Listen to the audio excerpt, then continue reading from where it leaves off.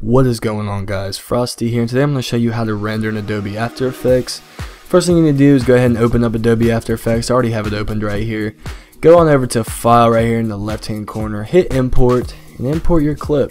This will take you to probably your desktop or just any, your computer period. I'm going to scroll down here to Leftovers and just grab a leftover out of here. Here's a split quad USR.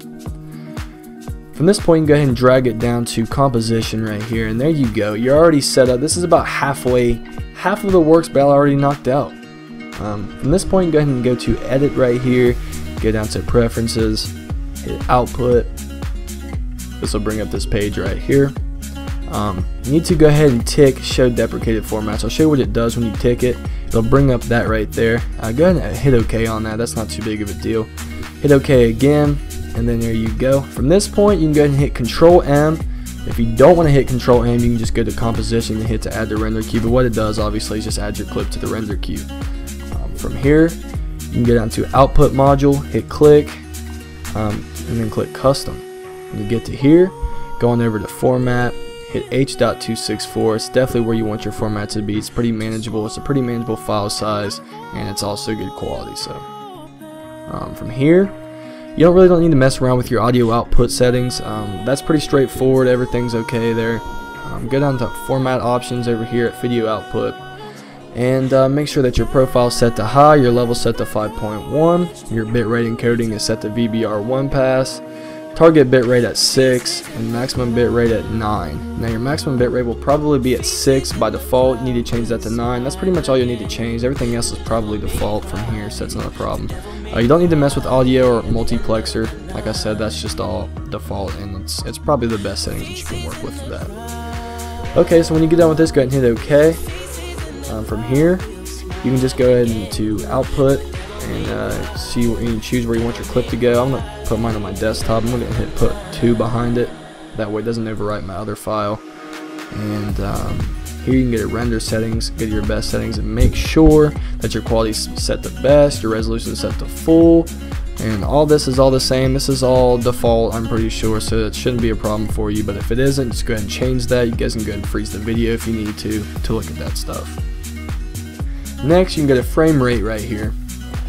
Make sure this is set to 59.94 FPS.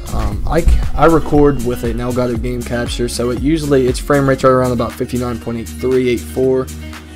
So 59.94 is definitely the best frame rate you want to be at. I used to have an HD PVR, and it constantly, consistently recorded at 59.94 FPS, which is good. The Elgato kind of has problems doing that sometimes. It's not a big deal. 59.836 and 59.94 FPS is just literally too close to really make a difference, so it's not a big deal. Just go ahead and set your frame rate to 59.94. You always want to use that frame rate, so make sure you take that, and you're done. Go ahead and hit OK. From here, you just need to hit caps lock. Now that's very important. Make sure you hit caps lock. It actually freezes your preview window right here where your video is, and it makes your render significantly faster. So if you definitely want your render time to be cut almost in half, definitely always hit caps lock. From that point, you go ahead and hit render right here, and it should take about a minute to do, sometimes less than a minute. With me, it's about 50 seconds to a minute. My computer is not the fastest, so your computer might do it in 10 seconds. It really doesn't matter, just depends on the guts in your computer. So yeah, I'll see you guys after this render is finished.